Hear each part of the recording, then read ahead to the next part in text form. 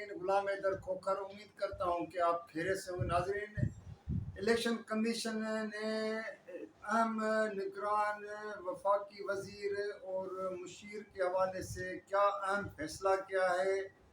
ایک تو اس کے حوالے سے، دوسرا سائفر کیس کی سماعت ہر صورت میں اڈیالہ جیل میں کرانے کا جو آج اسلام آباد ہائی کورٹ نے فیصلہ کیا، اس پر آپ سے ایک تفصیلی بات کرنی ہے۔ اس سے پہلے جتنے بھی میں ایک مرتبہ پھر ان تمام ناظرین کو، مہربان دوستوں کو، جن لوگوں نے ابھی اس ویڈیو کو ابھی جوائن کیا ہے، تو فیس بک پہ بھی اور یوٹیوب پہ تو ان تمام سے درخواست ہے کہ آپ اس کو لائک بھی کر سکتے ہیں، شیئر بھی کریں اور سبسکرائب بھی کریں، یہ میری ریکویسٹ ہوتی ہے۔ اور اس کے ساتھ کمنٹس، جب میں ہمیشہ آپ کو کہتا ہوں کہ آپ کمنٹس ضرور بھیجا کریں، تو میں کمنٹس کا جواب تو ناظرین، آج الیکشن کمیشن کے پاس جو ایک پٹیشن لگی ہوئی تھی کہ جو نگران وفاقی وزیر ہیں نجکاری کمیشن کے، جس کے پر ایک بڑا الزام ہے کہ کیونکہ اس کا ایک مسلم لیگ نون سے اور خاص طور پہ سابق وزیر اعظم جو اس وقت اشتہاری ہے، نواز شریف کے ساتھ بہت قریبی تعلق ہے، اس کے ساتھ عہد چیمہ بھی ہے جو مشیر ہے، پھر توقیر شاہ جو پرنسپل سیکرٹری، اس طرح جو اس وقت نگران حکومت میں بیٹھے ہیں،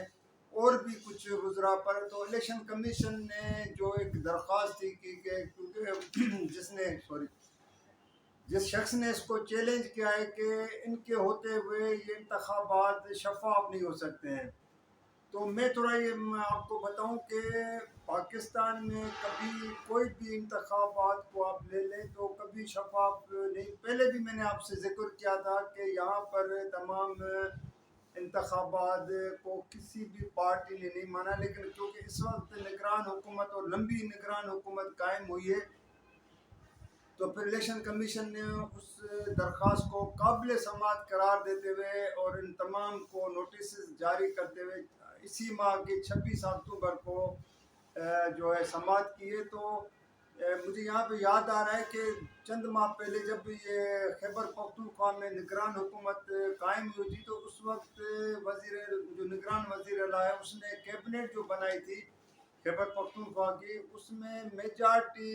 جے U F A, Fazl ur Rehman group کے، پیپلز پارٹی کے، نون لیگ کے، اے این پی کے، اس طرح کے لوگ جو ہے شامل کیے گئے۔ پھر الیکشن کمیشن نے تمام کے تمام لوگوں کو کیبنٹ سے نکلوا دیا، ہٹا دیا، اور پھر نگران وزیر اعلیٰ کو کہا کہ آپ غیر جانبدار لوگوں کو لے کے آئیں، کیونکہ الیکشن اس سے شفاف نہیں ہو سکتے، الیکشن عام انتخابات پر انگلیاں اٹھتی ہیں۔ تو یہ بھی ہے کہ الیکشن کمیشن کا کس حد تک آپ کہہ سکتے ہیں کہ بہتر اقدام ہے، اور الیکشن کمیشن کا یہی کام ہوتا ہے اپنے آپ کو غیر جانبدار کرنا، کیونکہ الیکشن کمیشن جب بھی انتخابات ہوتے ہیں تو الیکشن کمیشن پہ الزام جاتے ہیں کسی نہ کسی حوالے سے کہ جی الیکشن کمیشن نے فلاں جگہ پہ آ کے وہ جو رکاوٹیں ڈالی، کس کو کہاں پہ فیسیلیٹیٹ کیا، کس جماعت کے لیے کیا کیا، وہ کیونکہ اس وقت بھی ماحول تو ایک جماعت کو نظر آ رہا ہے۔ تو خیر اب دیکھنا ہے کہ الیکشن کمیشن اس کے حوالے سے آگے کیا کرتی ہے۔ اور دوسرا جو بات ہے وہ ہے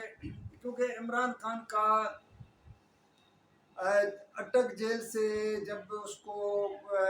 اس میں توشہ خانہ کیس میں اس کو سزا آئی اور اٹک جیل میں گرفتار کر کے اس کو وہاں پہ قید کیا گیا تھا، پھر اب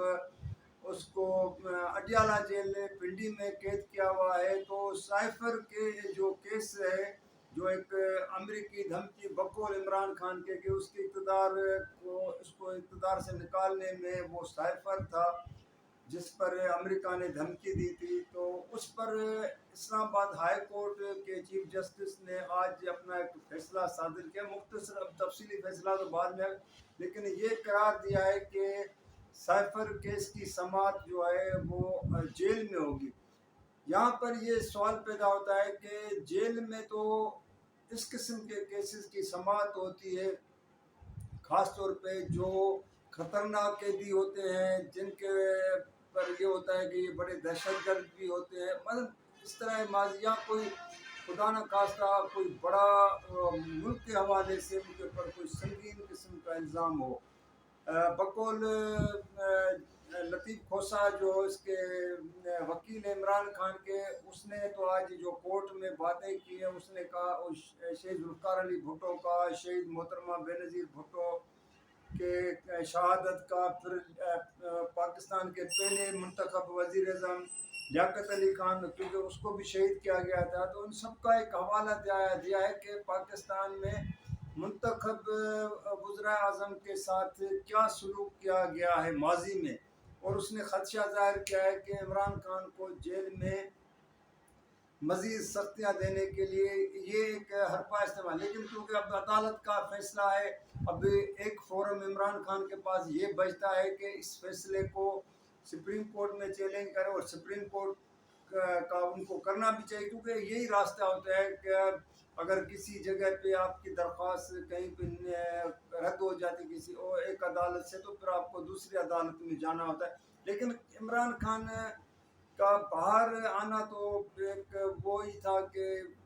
مشکل ہے، لیکن کیونکہ کیسز اتنے ہیں، اور ظاہر ہے اس کے اوپر پھر کیسز کے اوپر کیسز ہے. پھر شاہ محمود قریشی، وہ بھی اس کو بھی سائفر کیس میں اب دیکھنا ہے کہ کل یا پرسوں جو ہے ان کے اوپر جو اسپیشل خصوصی عدالت جو ہے وہ ایک طرف سائفر کیس میں ان کے اوپر فرد جرم عائد کرنے جائے گی. تو اب کیونکہ ان لوگوں نے تو وہ چالان کی کاپیاں لینے سے بھی انکار کر دیا تھا، بلکہ ان کو سگنیچر بھی کرنے سے انکار کر دیا تھا، تو اب وہ بھی ایک مرحلہ آنے والا ہے. تو اب یہ معاملات عدالتوں میں ہیں، عدالتیں کیا کرتی ہیں، آگے کیا ہوتا ہے، ملکی منظرنامہ کہاں تک جاتا ہے. تو ناظرین یہ ایک تھا، ایک میں آپ کو جو میں نے لوگوں سے ایک کمنٹمنٹ کی تھی کہ کچھ چیزیں جو، کیونکہ میں اتنا عرصہ اسلام آباد میں آپ لوگوں کو پتہ ہے کہ میں رہا ہوں، جرنلزم میڈیا کے ساتھ رہا ہوں. تو مشرف، جنرل پرویز مشرف کا جب اقتدار میں آیا، عام انتخابات ہوئے، میر ظفر اللہ خان چمالی وزیر اعظم بنے، پھر جب اس کو ہٹا کے شوکت عزیز کو وزیر اعظم بنایا تھا، تو شوکت عزیز وزیر اعظم بننے کے بعد اس نے کیبنٹ اپنی تشکیل دی تھی. اس کیبنٹ میں پہلے مرحلے میں جو شوکت عزیز کی کیبنٹ تھی، اس میں اس نے سندھ سے ایک بااثر جو ظفر اللہ جمالی کی کیبنٹ میں وزیر تھا، تو اس کو اس نے شامل نہیں کیا. اس کے کچھ ریزن ہو سکتے ہیں، تو اس پر پھر اس جو ظاہر سابقہ وزیر ہو گیا، ایم این اے تھا اور کاف لیگ میں بھی تھا، تو اس نے بڑی بھاگ دوڑ کی. اس شخص نے سیاسی بڑا اثر، آج بھی اس کا کافی نام بھی ہے سیاسی لحاظ سے، اور خاندانی لحاظ سے بھی اس کا نام ہے، خاندان کو بھی اگر دیکھا جائے. تو اس نے بڑی بھاگ دوڑ، جنرل پرویز مشرف کے قریبی ساتھیوں سے ملنا، اور پھر چودھری شجاعت حسین اس وقت بڑے بااثر تھے، اس کے پاس چلے گئے. تو چودھری شجاعت حسین نے اس کا پیغام یا اس کی ایک درخواست لے کے جنرل پرویز مشرف کے پاس گئے، اور اس کو کہا کہ اس شخص کو آپ وزیر بنائیں، کیونکہ سندھ کا بڑا خاندانی بندہ ہے، اس کا خاندان کا نام بھی ہے. تو پرویز مشرف نے کہا کہ جب یہ ظفر اللہ جمالی کی کیبنٹ میں تھا تو اس کے اوپر کرپشن کے یہ الزامات ہیں، اور اگر اس کو شوکت عزیز کی کیبنٹ میں آپ شامل کریں گے تو پھر وہی ہوگا. تو چودھری شجاعت حسین نے اس کو کہا کہ نہیں، یہ اب نہیں ہو سکتا، کیونکہ چودھری شجاعت حسین پنجابی میں بات کرتا ہے، آپ لوگوں کو پتہ ہے زیادہ تر. تو اس نے کہا کہ نہیں، میں اس کی ضمانت دیتا ہوں، گارنٹی دیتا ہوں. اس نے کہا آپ کیسی گارنٹی دیں گے؟ اس نے کہا اگر میں اس شخص کو دریا کے کنارے پہ بٹھا دوں گا، یہ پرویز مشرف کے، جنرل پرویز مشرف اس وقت کے الفاظ ہے کہ میں اس کو دریا کے کنارے میں بٹھا دوں گا تو وہاں سے بھی وہ جو کرپشن لے گا. تو پھر چودھری شجاعت نے اس سے پوچھا کہ کیسے یہ؟ اس نے کہا یہ جو کشتیاں چلانے والے ہیں، ظاہر ہے جب دریا پہ کشتیاں چلتی ہیں، سمندر میں چلتی ہیں، پانی میں، تو اس کی وجہ سے لہریں آتی ہیں، تو کہتا ہے ان کے اوپر بھی وہ جرمانہ لگائے گا، کیونکہ یہاں وہ ان کی لہروں کی وجہ سے دریا کے کناروں کو نقصان پہنچ رہا ہے. تو پھر وہاں پہ اس نے ایک کہا تھا کہ سندھ میں جو اس وقت، اب تو سندھ میں مشہور ہو گیا، اس وقت اس نے کہا کہ سندھ میں کرپشن بہت ہے، بیوروکریسی کا بھی اس نے حوالہ دیا. تو آج کل کیونکہ سندھ میں کرپشن کے حوالے سے بڑی باتیں ہوتی ہیں، جس بیوروکریٹس کے کا بھی نام لے لو تو اس کو پہلے کرپشن کے نام سے پکارا جاتا ہے. تو یہ آپ لوگوں کے ساتھ وہ ذکر کریں. نام اگر آپ کہیں گے تو میں آپ لوگوں کو نام بھی کمنٹس میں آپ بھیجیں تو میں آپ کو ضرور نام بھی بتاؤں گا، کیونکہ نام اچھا نہیں ہوتا ہے کسی کا لینا. لیکن یہ ہے کہ میں اپنی اس بات پہ قائم ہوں. تو ناظرین بس یہ آج کا آپ لوگوں کے ساتھ بات شیئر کرنی تھی. تو اگلی ویڈیو کے لیے مجھے اجازت دیجیے گا. اللہ حافظ.